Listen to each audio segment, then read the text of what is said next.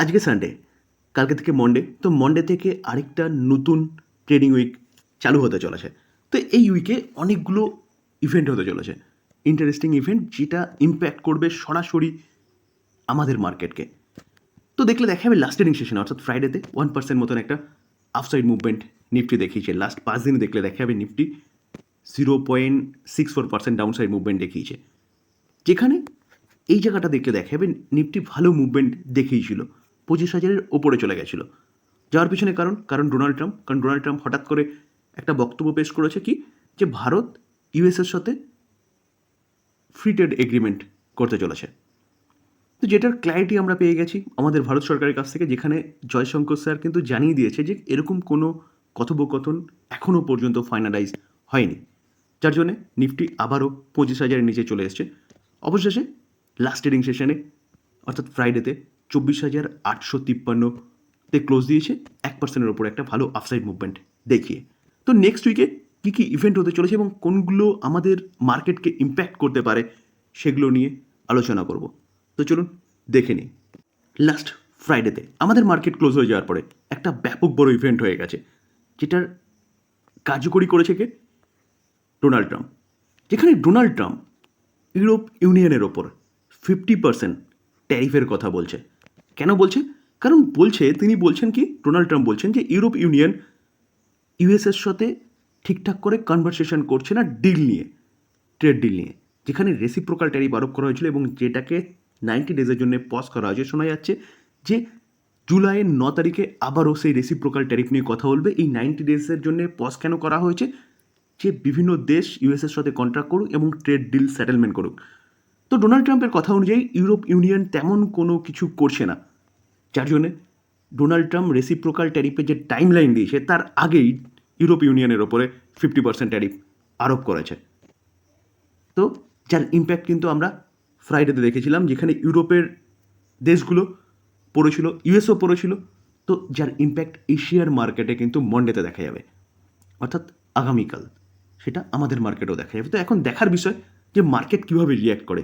এবং তার পাশাপাশি ডোনাল্ড ট্রাম্প 50% ট্যারিফ আরোপ করেছে, কিন্তু ইউরোপ ইউনিয়নও বলে দিয়েছে যে তারাও কিন্তু ছেড়ে দেওয়ার পাত্র নয়, তারাও ডোনাল্ড ট্রাম্পের বিরোধিতা করছে এবং ডোনাল্ড ট্রাম্পের অর্থাৎ ইউএসের গুডসের ওপর তারাও কিন্তু ট্যারিফ আরোপ করতে পারে। যদিও বা এখনও কোনো ফাইনাল নিউজ আসেনি ইউরোপ ইউনিয়নের থেকে, তবে এরকম কিন্তু খবর শোনা যাচ্ছে। যদি এরকম হয় তাহলে কিন্তু আরেকটা ট্রেড ওয়ার চালু হতে চলেছে এখন ইউরোপ ইউনিয়নের সাথে ডোনাল্ড ট্রাম্পের। যেখানে চায়নার সাথে ইউএসের হয়েছিল, সেখানে একটা সেটেলমেন্ট এসছে, এখন আবারও কিন্তু হয়তো ইউরোপ ইউনিয়নের সাথে ইউএসের আরেকটা ট্রেড ওয়ার হতে পারে, যার ইম্প্যাক্ট মার্কেটে দেখা যাবে।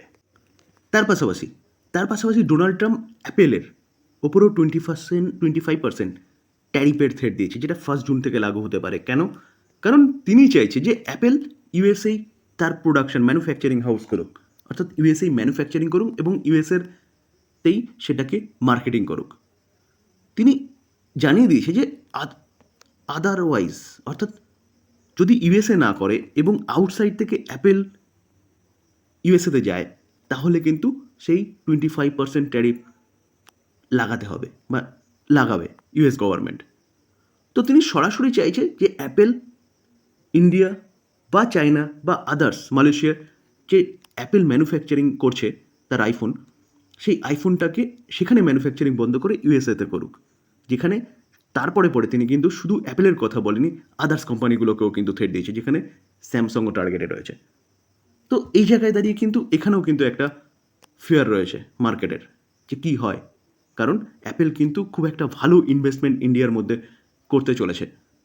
তো দেখার বিষয় যে অ্যাপেল আলটিমেটলি কী করে। এই উইকে আরেকটা গুরুত্বপূর্ণ ডেটা কিন্তু আসতে চলেছে। কোথা থেকে? ইউএস থেকে। কিসের? ইউএসের জিডিপি ডেটা, যেখানে প্রিভিয়াস দেখলে দেখা যাবে যে 2.4 এক্সপেক্ট করা হয়েছিল, যেটা 30 এপ্রিলে অর্থাৎ এপ্রিলের 30 তারিখে বেরিয়েছিল। প্রিভিয়াস ছিল কত? 2.4, এক্সপেক্ট করা হয়েছিল 0.2, এসছে কত? নেগেটিভ। তো এই জিডিপি ডেটা আবার কবে আসতে চলেছে? 29শে মার্চ। তো 29শে মে এই উইকেই। তো এই উইকে এখন ফোরকাস্ট করা হচ্ছে কত? 0.3, যেটা আগে ছিল, অর্থাৎ আগের মাসে ছিল, সেটাই এক্সপেক্ট করা হচ্ছে। তো এখন দেখার বিষয় যে কি আসে। দেখুন স্যার, অফিসিয়ালি সেই সব দেশের ইকোনমিকে রিসেশনে গেছে বলা হয় কখন, যখন দুবার পরপর দুবার জিডিপি ডেটা যদি নেগেটিভ আসে। আগেরটা নেগেটিভ এসছে, এবারটা যদি নেগেটিভ আসে তাহলে কিন্তু তার রিয়াকশন মার্কেটে অন্যরকম দেখা যাবে, অর্থাৎ নেগেটিভ রিয়াকশন মার্কেটে দেখা যাবে। তো এই 29 তারিখের এই ডেটা, এটা কিন্তু খুব ইম্পর্টেন্ট, ইউএসএ জিডিপি ডেটা। কারণ কারণ আমরা সবাই জানি যে টোটাল ইকোনমির প্রায় 1/3 হচ্ছে ইউএসএর ইকোনমি, যেখানে প্রায় $30 ট্রিলিয়ন ইকোনমি হচ্ছে ইউএসএর। তো সেই ইকোনমি যদি জিডিপি নেগেটিভ আসে তাহলে কিন্তু তার ইম্প্যাক্ট অবশ্যই মার্কেটে পড়বে। তো এই দিনটা কিন্তু খুব ইম্পর্টেন্ট ইন্ডিয়ান মার্কেট, ইউএসএর মার্কেট তথা ওয়ার্ল্ড মার্কেটের জন্য। তার পাশাপাশি আরেকটাও জিডিপি ডেটা কিন্তু আসতে চলেছে, সেটা কোথাকার, আমাদের ইন্ডিয়ার। তো আমাদের ইন্ডিয়ার জিডিপি দেখলে দেখা যাবে, দেখুন প্রিভিয়াস ছিল কত 5.6, এক্সপেক্ট করা হয়েছিল 6.3, এসছে কত 6.2, যেটা 28শে ফেব্রুয়ারি এসছে। তো স্যার এবার আমাদের জিডিপি ডেটা কবে রিলিজ হতে চলেছে? আমাদের জিডিপি ডেটা কিন্তু রিলিজ হতে চলেছে 30শে মে, যেখানে ফোরকাস্ট করা হচ্ছে 6.7। এখন দেখার বিষয় যে কত আসে। তো এই ডেটাটার উপরেও কিন্তু মার্কেট রিঅ্যাক্ট করবে, যেটা নেক্সট উইকেই আসতে চলেছে। তো এই দুটো জিডিপি ডেটা কিন্তু ইম্পর্টেন্ট ইন্ডিয়ান মার্কেটের জন্য। এত কিছু খারাপ নিউজের মধ্যে একটা ভালো নিউজ পাওয়া যাচ্ছে, যেখানে যেখানে আরবিআইয়ের ডিভিডেন্ড। তো আরবিআই প্রতি বছর একটা ডিভিডেন্ড স্বরূপ একটা অ্যামাউন্ট কিন্তু কাকে দেয়, গভর্নমেন্টকে দেয়। তো এবার বলা হচ্ছে যে আরবিআই কত রেকর্ড ডিভিডেন্ড দিচ্ছে গভর্নমেন্টকে, কত 2.70 লাখ কারোর ডিভিডেন্ড দিচ্ছে, যেটা কিন্তু আগে কোনোদিনও আরবিআই গভর্নমেন্টকে দেয়নি। যেখানে বলা হচ্ছে যে FY25-এর FY24-এর থেকে 27% বেশি ডিভিডেন্ড দিচ্ছে গভর্নমেন্টকে। তো এই যে ডিভিডেন্ড ফর্মে যেটা দিচ্ছে না, সেটা কিন্তু অবভিয়াসলি গভর্নমেন্টের কাছে আসতে গভর্নমেন্ট সেটাকে খরচা করবে, আর খরচা করা মানে মার্কেটের লিকুইডিটি বাড়বে। তো মার্কেটের লিকুইডিটি বাড়া মানে অবভিয়াসলি ইকুইটি মার্কেটের জন্য ভালো, যেটা দেখলে দেখতে পারবে যে প্রিভিয়াস অর্থাৎ 2022-23 কত 87,000, 23-24 দেখলে দেখাবে 2.1 লাখ। তো সেটা বেড়ে গিয়ে কত হয়েছে 2.70 লাখ কারোর। আজকে পিএম মোদির মন কি বাত। তো মন কি বাতে পিএম মোদি কি জানিয়েছে? অবভিয়াসলি অপারেশন সিন্দুরের কথা বলেছে, এবং অপারেশন সিন্দুরে যেভাবে আমাদের মিলিটারি পাকিস্তানের ওপরে অ্যাটাক করেছে বা পাকিস্তানকে দমিয়ে রেখেছে, বা পাকিস্তানের যে হামলা সেটাকে নিষ্ক্রিয় করেছে, তার জন্যে তিনি কিন্তু আমাদের মিলিটারি এবং তার সাথে সাথে আমাদের যে ডিফেন্স সেক্টরে যেসব কোম্পানিগুলো আছে সেগুলোকে ধন্যবাদ জানিয়েছে, এবং তার সাথে সাথে কিন্তু তিনি আবারও মেড ইন ইন্ডিয়ার ওপর জোর দিয়েছে। ডিফেন্সের পাওয়ারের কথা বলছে, মানে পাওয়ার হওয়ার কথা বলছে। তো এটা আমরা সবাই জানি যে গভর্নমেন্ট কিন্তু পুরোপুরি তার ডিসিশন চেঞ্জ করে নিয়েছে, মেড ইন ইন্ডিয়ার ওপর জোর দিয়েছে, এবং ইকুইপমেন্টগুলোকে আরও উন্নত মানের করার চেষ্টা করছে। সেটা ভারতেই ম্যানুফ্যাকচারিংয়ের কথা বলছে, এবং ভারতের কোম্পানিগুলোকে কিন্তু একের পর এক অর্ডার দিচ্ছে। তা আমরা রিসেন্টলি দেখেছি যে ভারত সরকার S-400 রাশিয়া থেকে এনেছিল, কিন্তু S-400-এর অনুরূপ ডিফেন্স সিস্টেমে কিন্তু তৈরি করার কথা বলছে। কে করবে? বেল করবে। সেটা কিন্তু আমরা অলরেডি জেনেছি, যেখানে 40,000 কারোর গভর্নমেন্ট কিন্তু ইনভেস্টমেন্ট করতে চলেছে। এটা কিন্তু একটা ব্যাপক বড় নিউজ, যেখানে অ্যান্টি মিসাইল সিস্টেম বলতে পারেন, বিদেশের থেকে বা যে কোনো দেশ থেকে মিসাইল আসলে পরে এই মিসাইল সিস্টেমটা কী করবে, সেই মিসাইলগুলোকে হাওয়াতেই নষ্ট করবে।